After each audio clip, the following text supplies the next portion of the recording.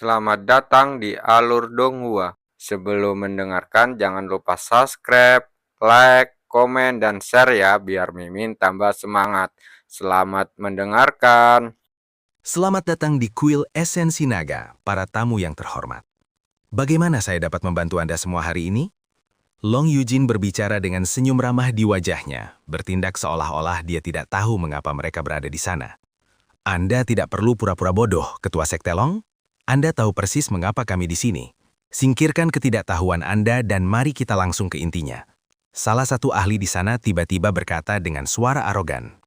Senyum ramah di wajah Long Yijun langsung menghilang dan dia menjawab dengan suara dingin. Kalau begitu, aku akan setegas pedang. Kalian datang ke sini hanya membuang waktu. Aku tidak akan memberitahu kalian apapun, jadi kalian semua bisa kembali ke sekte masing-masing sekarang. Terima kasih. Jangan bersikap seperti itu, Ketua Sekte Long.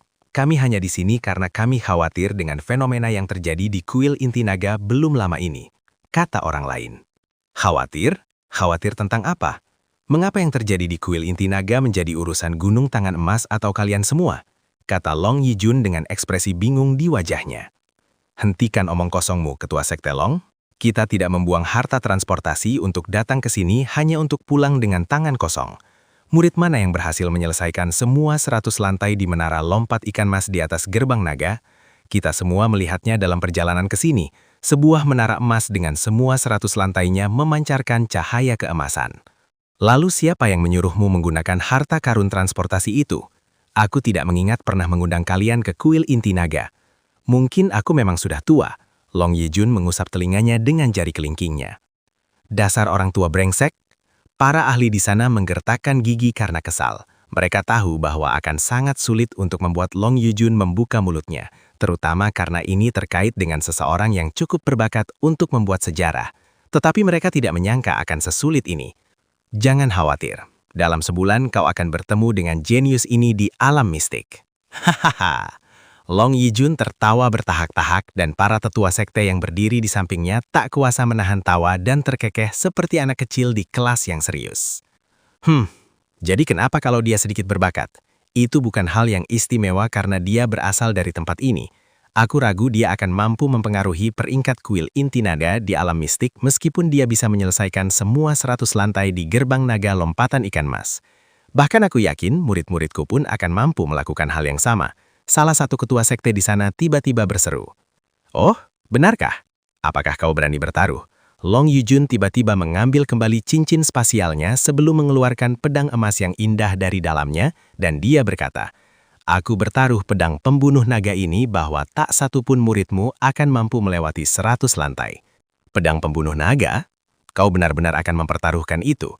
Orang-orang di sana sangat terkejut dengan tawaran Long Yijun, dan mereka semua menelan ludah dengan gugup ketika merasakan aura yang luar biasa menyemai dari pedang emas itu.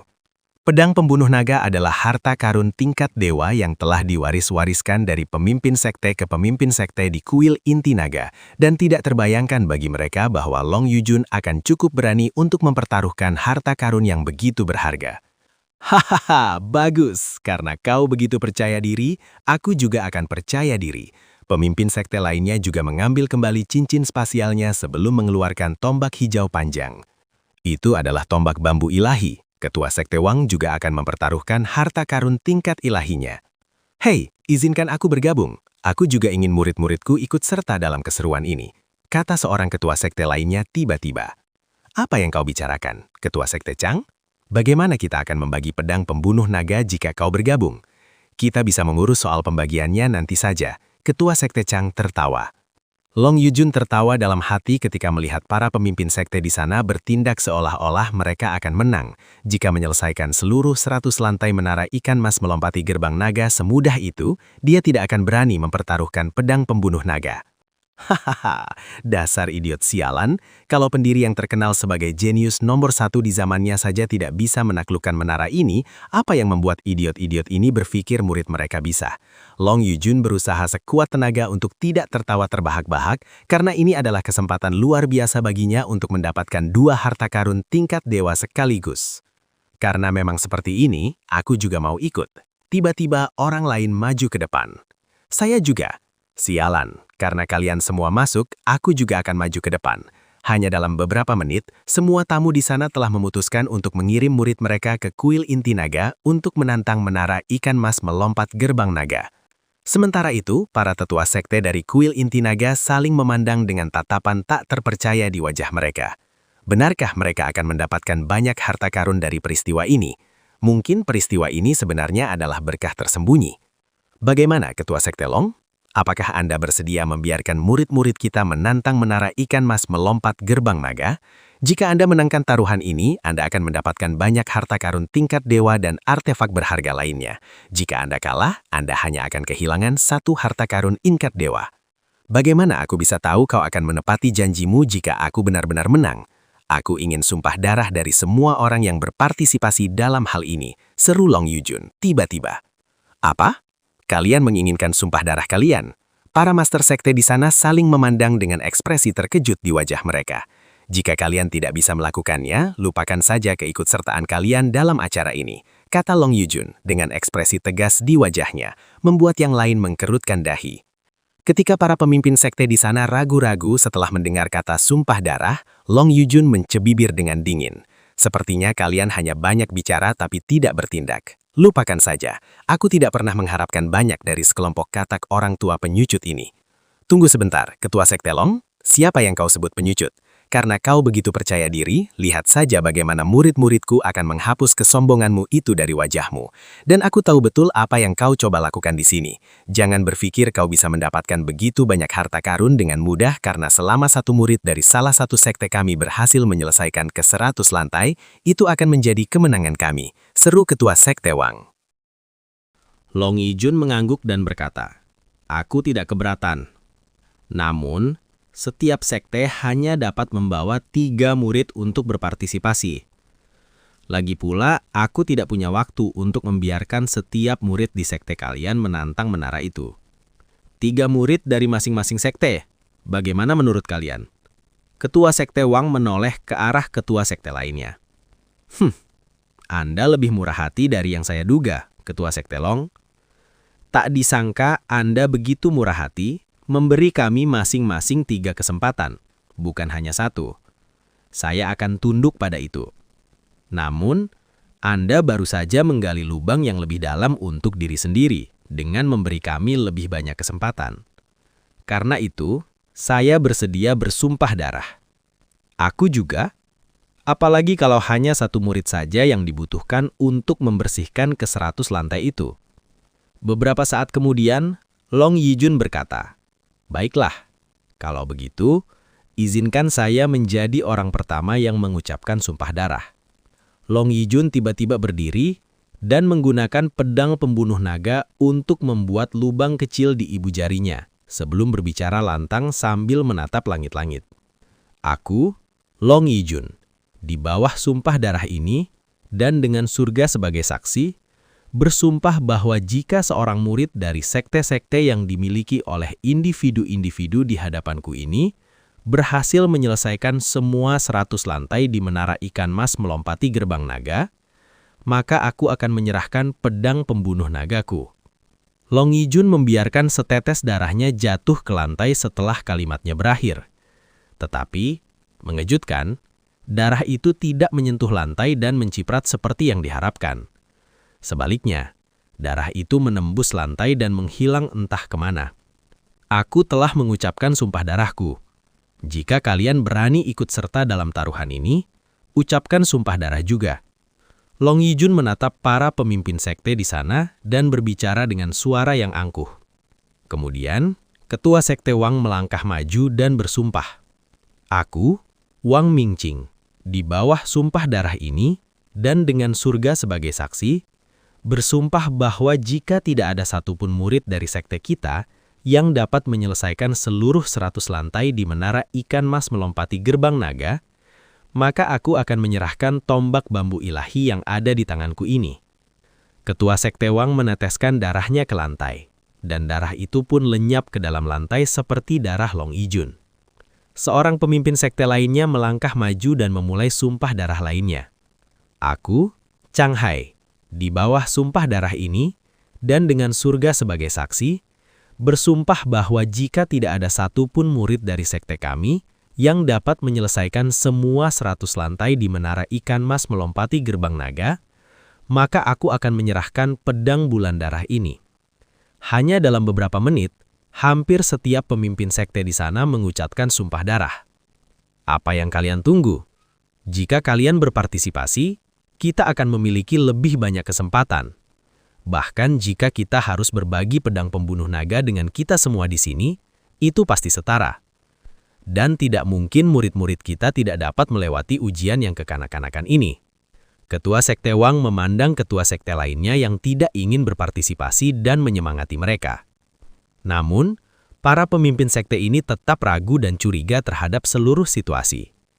Meskipun tak seorang pun dari mereka tahu betapa sulitnya menara ikan mas melompati gerbang naga sejatinya, mereka dapat merasakan firasat buruk yang terpancar dari ekspresi tenang Long Yijun. Persutan, jika kau terlalu takut untuk berpartisipasi, maka jangan. Itu hanya berarti kita akan memiliki lebih sedikit orang untuk berbagi kekayaan setelahnya. Ketua Sekte Wang mencibir. Jadi total ada 4 sekte yang akan berpartisipasi dalam taruhan ini? Baiklah, kirim murid-muridmu ke sini untuk menantang menara sebelum akhir bulan. Karena saya lebih suka ini diselesaikan sebelum alam mistik mulai. Jangan khawatir. Mereka pasti akan datang untuk mengambil pedang pembunuh naga kalian, kata Ketua Sekte Wang sebelum berbalik dan meninggalkan tempat itu. Pastikan kau bersihkan pedang pembunuh naga itu sebelum menyerahkannya kepada kami, Ketua Sekte Long. Hahaha. Ketua Sekte Chang tertawa terbahak-bahak sambil berjalan pergi. Beberapa saat kemudian, setelah para tamu pergi, Long Yijun kembali ke tempat duduknya dan menutup matanya, tampak tenggelam dalam pikirannya. Para penetua sekte juga duduk di kursi mereka masing-masing. Beberapa saat kemudian, semua orang di ruangan itu tertawa terbahak-bahak bersama-sama. Hahaha, para idiot ini benar-benar percaya bahwa murid-murid mereka bisa melewati semua 100 lantai di menara. Idiot-idiot sial ini tidak tahu apa yang akan mereka hadapi. Bailing tertawa terbahak-bahak. Kita benar-benar beruntung kali ini. Tak disangka kita bisa mendapatkan 4 harta karun tingkat dewa tanpa perlu melakukan apa-apa. Ini praktis uang gratis. Xin Ming menepuk-nepuk kakinya sambil tertawa terbahak-bahak. Beberapa saat kemudian, Tetua Shan berkata, meskipun mendapatkan 4 harta karun tingkat dewa adalah hal yang baik, tetapi Ketua Sekte Wang dan yang lainnya pasti tidak akan melepaskan harta karun mereka begitu saja. Kita bisa mengharapkan permusuhan dari mereka setelahnya. Tetua Shan benar, Long Yijun mengangguk, dan berkata, mereka pasti akan melakukan apapun untuk merebut kembali harta karun itu begitu mereka kehilangannya. Jadi kita harus bersedia. Untungnya, bagi kita, meskipun mereka juga sekte elit, mereka bukanlah kekuatan yang tidak dapat kita hadapi. Dan saya ragu mereka akan langsung memulai perang dengan kita hanya karena harta karun tingkat dewa. Apa yang terjadi di sini? Di mana tamu-tamu? Apakah mereka sudah pergi? Tetua Shan muncul di tempat kejadian beberapa menit setelah para pemimpin sekte lainnya pergi. Oh, Tetua Shan, Anda ketinggalan. Kuil inti naga segera akan menjadi kaya, kata Bailing kepada Tetua Shan dengan senyum lebar di wajahnya. Kaya? Bagaimana bisa? Tetua Shan duduk sebelum menatap Bailing dengan alis terangkat. Nah, inilah yang terjadi saat Anda pergi. Bailing kemudian menjelaskan kepada Tetua Shan apa yang telah terjadi belum lama ini, tentang bagaimana para pemimpin sekte lainnya telah menentukan untuk mengirim 3 murid dari setiap sekte untuk menantang menara ikan mas melompati gerbang naga. Dan jika tidak ada satupun murid dari sekte-sekte yang berpartisipasi dapat melewati seluruh 100 lantai di menara itu, mereka akan kehilangan harta karun tingkat dewa. Wow! Anda benar-benar berani menggunakan pedang pembunuh naga dalam perjudian, Ketua Sekte? Tetua Shan menatap Long Yijun dengan ekspresi tidak percaya di wajahnya. Pedang pembunuh naga adalah salah satu dari sedikit harta berharga yang ditinggalkan oleh pendiri lebih dari 100.000 tahun yang lalu sebelum menghilang. Dan tak terbayangkan bahwa Long Yijun berani mempertaruhkannya dalam sebuah perjudian. Namun, kecuali mereka memiliki seseorang yang setidaknya setengah berbakat seperti murid Yuan, mereka akan kesulitan mencapai lantai 99 sekalipun. Sedangkan untuk lantai 100, Itu benar-benar mustahil, kecuali mereka berbakat seperti murid Yuan. Tetua Swan tertawa. Semua orang di ruangan itu menatap Tetua Swan dengan mata terbelalak, karena ini adalah pertama kalinya mereka melihatnya tertawa seperti itu. Tetua Swan, apakah Anda mungkin sudah bertanya kepada murid Yuan tentang lantai 100? Tanya Tetua San kepadanya. Tentu saja, dan saya sangat terkejut hingga tak bisa berkata-kata ketika mendengar tentang pengalamannya di menara. Tetua Swan terus tertawa. Berhenti menggoda kami dan bagikan saja dengan kami semua. Tantangan macam apa yang ada di lantai 100? Kata Long Yijun kepadanya. Tetua Swan mengangguk dan berdahem sebelum mengingat kembali apa yang Yuan katakan kepadanya. Murid Yuan tidak hanya harus mendaki menara dengan tingkat kesulitan tertinggi yang ditetapkan oleh menara tersebut, tetapi dia juga harus membunuh makhluk ajaib tingkat prajurit ruh di setiap lantai. Lebih jauh lagi, dia hanya memiliki waktu 10 menit untuk menyelesaikan setiap lantai atau dia akan otomatis gagal dalam tantangan tersebut. Dan yang lebih parahnya lagi, dia hanya diperbolehkan beristirahat selama 15 menit untuk setiap 10 lantai. Ya ampun, kegilaan macam apa ini? Bahkan aku pun tidak mengalami batasan seperti ini saat menantang menara itu. Seru Long Yijun dengan suara ketakutan. Aku juga tidak. Aku punya waktu istirahat 15 menit setelah setiap lantai. Dan aku punya waktu tak terbatas untuk menyelesaikan setiap lantai. 10 menit per lantai sama sekali tidak mungkin bagiku, terutama setelah lantai 70. Kata Bailing. Apa kau lupa betapa cepatnya murid Yuan menyelesaikan menara itu? Tidak termasuk lantai 100, dia menyelesaikannya hanya dalam beberapa jam. Aku butuh hampir seminggu penuh untuk mencapai lantai 85. Tetua Swan menghela nafas kagum. Bagaimana dengan lantai 100, Tetua Swan? Tanya Xin Ming kepadanya. Lantai 100... Tetua Swan menarik nafas dalam-dalam sebelum berbicara dengan suara pelan namun jelas. Murid Yuan, dia harus mengalahkan total 100.000 makhluk ajaib puncak tingkat prajurit ruh. 100.000? Apa? Semua orang di ruangan itu berseru dengan suara ketakutan, seolah-olah mereka baru saja menyaksikan leluhur mereka keluar dari makam. Dia tidak hanya harus mengalahkan 100.000 binatang ajaib, tetapi dia juga hanya punya waktu 24 jam untuk beristirahat. Setelah 24 jam itu habis, dia tidak akan bisa beristirahat lagi. Aku tidak tahu dengan kalian, tetapi aku tidak akan berani mengklaim bahwa aku bisa mencapai prestasi seperti itu di levelku saat ini, bahkan jika kalian memberiku waktu istirahat seminggu. Dan aku adalah seorang master ruh, sementara murid Yuan hanyalah seorang prajurit ruh. Tetua Swan mengangkat bahu.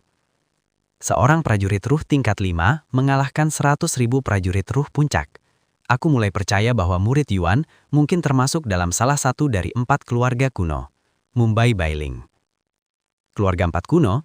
Aku ragu bahkan mereka pun akan memiliki seseorang yang seaneh seperti murid Yuan. Pemuda ini mungkin seorang immortal yang menyamar. Xin Ming berbicara dengan perasaan berkeringat. Tidak heran jika pendiri menyebutnya mengelikan. Aku tidak akan berani menginjakkan kaki di lantai 100, meskipun sekarang aku tahu apa yang menunggu di sana. Tetua Swan menghela nafas. 100.000 binatang ajaib. Tidak ada kemungkinan sama sekali untuk para idiot itu sekarang. Long Yijun berdiri dan tertawa terbahak-bahak seperti orang gila. Beberapa saat kemudian, Tetua Swan berkata, "Oh Raid, satu hal lagi. Anda harus memberikan pil penyembunyian yang lebih kuat kepada murid Yuan, Tetua San." Kenapa? Tetua San mengangkat alisnya yang lamping. Karena dia sekarang berada di puncak alam prajurit ruh. Aku rasa membersihkan menara itu telah meningkatkan basis kultivasinya secara signifikan, kata Tetua Swan. Puncak alam prajurit ruh? Tetua San berdiri karena terkejut. Begitu pula orang-orang lain di sana. Tapi dia baru berumur berapa? 18 tahun. Itu tidak masuk akal. Dengan kecepatan ini, dia akan mencapai tingkat master ruh sebelum alam mistik terbuka. Mumbai Xin Ming dengan suara bingung. Untungnya bagi kita, alam mistik tidak membatasi peserta berdasarkan tingkat kultivasi mereka, melainkan usia mereka, kata Long Yijun. Bagaimanapun, kalian bisa terus mempersiapkan diri untuk alam mistik. Aku akan tinggal di sini beberapa hari lagi untuk berjaga-jaga jika nanti ada tamu lain. Baik, Ketua Sekte. Long Yijun kemudian menoleh ke arah Tetua Swan dan berkata, "Aku akan menyerahkan murid Yuan kepadamu." Tetua Swan mengangguk dan berkata sambil tersenyum, "Jangan khawatir, aku akan merawatnya seperti cucuku sendiri." Maaf membuatmu menunggu murid Yuan, tetapi kau boleh pergi sekarang karena Gastek sudah pergi. Dan untungnya bagi kita semua, tidak ada kejadian penting yang terjadi. kata Tetua Swan kepada Yuan setelah kembali ke sisinya. Ingat, jangan pernah beritahu siapapun bahwa kamu adalah yang membersihkan menara hari ini, apapun yang terjadi. Dan jangan mendekati sesuatu yang memiliki peringkat. Kita tidak bisa mengambil resiko identitasmu terbongkar di hadapan alam mistik. Tetua Swan mengingatkannya lagi. Yuan mengangguk dan berkata, "Jangan khawatir, Senyon Swan. Aku tidak akan melakukan apapun yang dapat membahayakan hidupku sebagai seorang murid." Oh, Yuan tiba-tiba berhenti berbicara, lalu melanjutkan. "Murid Min, tetanggaku, dia tahu aku seharusnya masuk menara setelah dia." Murid Min, Min Li dari 7 keluarga warisan, Tetua Swan langsung mengkerutkan dahinya. Ini akan merepotkan dan rumit, mirnyahnya setelah beberapa saat. "Kenapa harus rumit? Aku bisa berbicara dengan dia dan memintanya untuk tidak memberitahu siapapun," kata Yuan kepada Tetua Swan. Tetua Swan mengangguk dan berkata, "Keluarga 7 warisan tidak sesederhana yang kita pikirkan. Bahkan sebagai Tetua Agung, aku tidak bisa mendekatinya sesuka hati. Terlebih lagi, keluarga 7 warisan selalu mencari individu-individu berbakat untuk bergabung dengan keluarga mereka. Bahkan terkadang saling berperang memperebutkan individu-individu tersebut. Dan aku tidak bisa membayangkan bahwa Min Li akan sengaja menyembunyikan keberadaanmu dari keluarganya, karena itu akan sangat meningkatkan posisinya di dalam keluarga. Keluarganya merekrut orang berbakat. Mengapa mereka melakukan itu? Mereka bukan sekte kan?" tanya Yuan kepada Tetua Swan. Meskipun mereka mungkin bukan sekte, bukan berarti mereka tidak punya alasan untuk merekrut individu-individu berbakat guna memperluas kekuasaan dan pengaruh keluarga mereka sendiri. Bahkan, keluarga besar seperti mereka cenderung lebih serius dalam merekrut talenta daripada sekte, kata Tetua Swan. Lagi pula, jangan biarkan kata-kataku menghentikanmu. Jika kau pikir kau bisa meyakinkan Min Li untuk merahasiakan identitasmu, silahkan coba. Bahkan jika dia memberitahu keluarganya, identitasmu seharusnya aman untuk sementara waktu.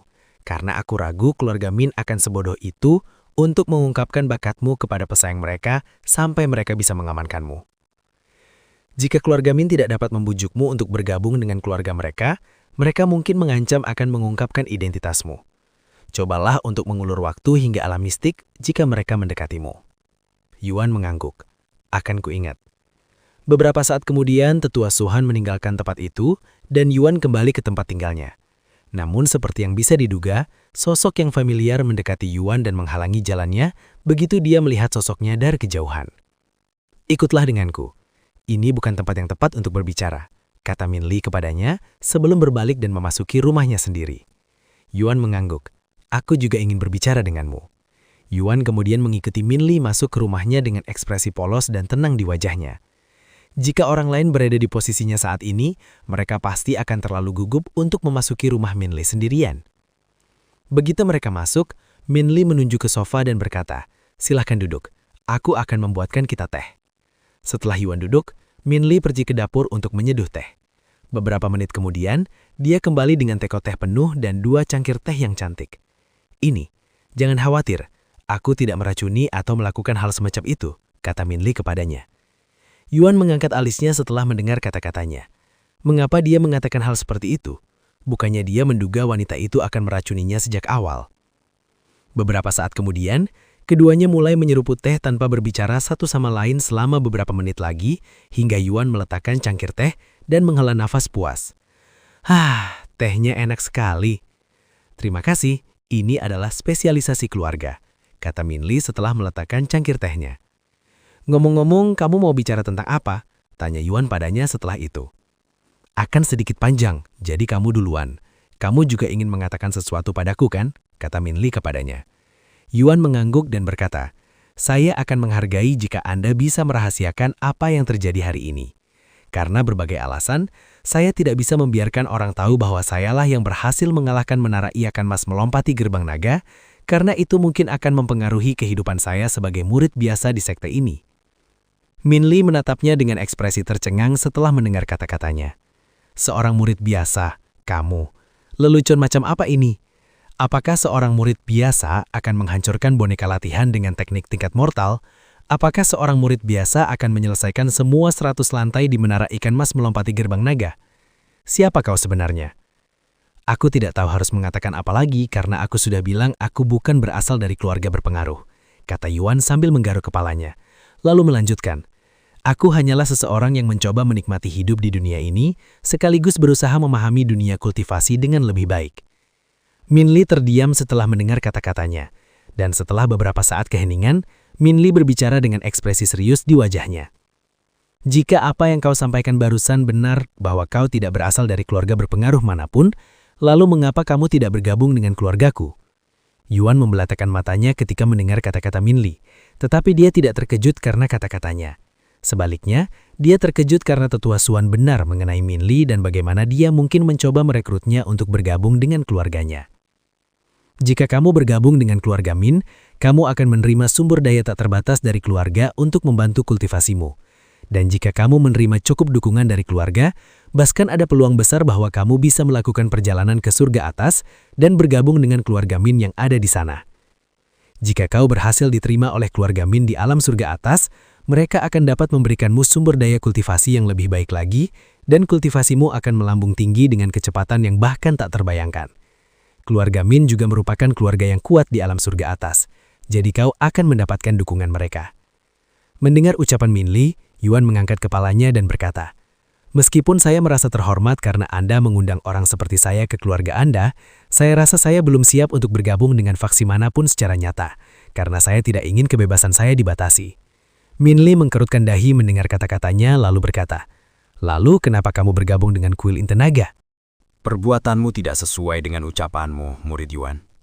Saya bergabung hanya karena mereka berjanji tidak akan membatasi kebebasan saya, dan saya diizinkan meninggalkan sekte kapanpun saya mau. Dengan kata lain, saya tidak diharuskan memberikan komitmen kepada sekte tersebut. Tentu saja, bukan berarti saya tidak peduli dengan sekte itu. Setelah itu, Min Li terdiam dan merenung dalam hati. Meskipun bukan tidak mungkin dia bisa bebas di masa depan, keluarga Min kemungkinan besar akan membatasi pergerakannya untuk sementara waktu agar dia tidak melarikan diri, terutama jika mereka mengetahui bakatnya yang luar biasa. Beberapa saat kemudian, Min Li membuka mulutnya lagi. "Apa yang kau inginkan?" "Hah?" Yuan mengangkat alisnya dengan bingung. "Aku bertanya padamu, apa syarat agar kau mau bergabung dengan keluarga Min? Apakah kau menginginkan uang? Apakah kau menginginkan ketenaran? Jika kau tipe orang seperti itu, keluarga Min bahkan bisa menyediakan wanita cantik sebanyak yang kau inginkan," kata Min Li dengan tatapan dingin. Yuan langsung terdiam. Mengapa Min Li tampak begitu putus asa mencoba merekrut Yuan? Apakah benar-benar penting jika aku bergabung dengan keluarga Min atau tidak? Aku hanya seorang individu dan ada banyak individu berbakat di luar sana. Tidak apa-apa jika kalian mengabaikan satu atau dua dari mereka, kan? Mengapa kalian sangat ingin aku bergabung dengan keluarga kalian? Yuan memutuskan untuk bertanya padanya. Kau tidak tahu apa artinya menjadi bagian dari salah satu dari 7 keluarga warisan. Semuanya adalah kompetisi di sini. Penampilanmu, prestasimu, kontribusimu, dan semuanya. Aku tidak ingin tinggal di surga bawah selamanya, dan aku juga tidak berencana untuk tinggal di sini. Dan satu-satunya cara aku bisa meninggalkan tempat ini adalah dengan bantuan keluargaku. Namun, hanya karena aku lahir di keluarga ini bukan berarti aku akan otomatis mendapatkan bantuan mereka. Aku harus berusaha mendapatkannya sendiri. Dan saat ini aku masih jauh dari tujuanku, sementara saudara-saudaraku jauh di depanku. Jika aku bisa merekrut seseorang yang berbakat sepertimu ke dalam keluarga Min, itu pasti akan membantuku mencapai tujuanku. Jadi, tolong, bergabunglah dengan keluarga Min. Jika kau mau, aku bahkan akan menjadi wanitamu. Jika kau bergabung dengan keluarga Min, mereka pasti akan menugaskan seseorang di dalam keluarga sebagai istrimu agar kau tetap di sana, dan aku akan menawarkan diri untuk menjadi istrimu. Tidak, aku bahkan akan memperjuangkan posisi itu jika kau mau. Jika aku masih kalah, aku akan menjadi selirmu saja. Rahang Yuan ternganga setelah ledakan emosi dan tawaran tak terduga dari Min Li. Namun sayangnya, seberapapun ia berusaha, ia tetap tidak bisa memahami perasaan Min Li. Yuan tiba-tiba memperhatikan air mata yang berkilauan di mata Min Li yang hampir jatuh dan menetes dari wajahnya, yang membuatnya menelan ludah dengan gugup. Beri aku waktu. Aku perlu memikirkannya. Yuan berbicara dengan suara canggung beberapa saat kemudian. Min Li menyekap air mata dari matanya dan kemudian mengangguk. Jangan khawatir, aku tidak akan mengungkapkan identitasmu, dan sejak awal aku memang tidak berniat melakukannya. Lagi pula aku tidak bisa mengambil resiko keluarga warisan lainnya mengetahui keberadaanmu sebelum kau bergabung dengan keluarga Min. Beberapa menit kemudian, Yuan meninggalkan rumah Minli dan kembali ke rumahnya sendiri. Xiaoha, Feng Feng, aku punya pertanyaan. Mengapa seseorang ingin meninggalkan surga bawah untuk pergi ke surga atas? Apa yang ada di sana? Yuan bertanya kepada mereka dengan suara menenung sambil berbaring di tempat tidur dengan ekspresi bingung di wajahnya. Kebanyakan para kultivator menambahkan surga atas, karena di sana terdapat lebih banyak peluang dibandingkan dengan dunia fana ini. Energi spiritual di dunia itu lebih melimpah dan padat, memungkinkan para kultivator untuk berkultivasi berkali-kali lebih cepat. Ini juga berarti harta karun yang dapat ditemukan di surga atas lebih kuat dan berharga karena dipelihara oleh energi berkualitas lebih tinggi. Ini seperti memberi tanaman pupuk dengan kualitas yang berbeda, dan semakin baik kualitas pupuknya, maka semakin baik pula kualitas tanaman yang akan tumbuh. Feng Yuxiang menjawab pertanyaannya. Kakak Iwan, bagi kami para kultivator, kami selalu berupaya untuk terus berkembang. Alam langit bawah sangat membatasi pertumbuhan kami, jadi wajar jika para kultivator ingin pergi ke tempat yang tidak terlalu membatasi. Xiaoha menjelaskan selanjutnya. Begitu. Yuan memejamkan matanya, seolah-olah mencoba untuk tidur. Namun suara Feng Yuxiang kembali terdengar. Tuan Moja, jika Anda berpikir untuk bergabung dengan salah satu dari 7 keluarga warisan, saya sangat menyarankan Anda untuk tidak melakukannya. Ah, mengapa begitu? Yuan buka matanya dan bertanya. Saya tidak tahu seperti apa rupa 7 keluarga warisan di surga bawah, karena saya tidak banyak berinteraksi dengan mereka. Namun di surga atas, mereka semua adalah orang-orang yang sangat arogan dan egois, yang akan melakukan apapun untuk mencapai tujuan mereka. Adapun mengenai apa yang dikatakan gadis itu, meskipun saya tidak mendeteksi kebohongan dalam perkataannya, kita tidak boleh terlalu lengah di dunia kultivasi.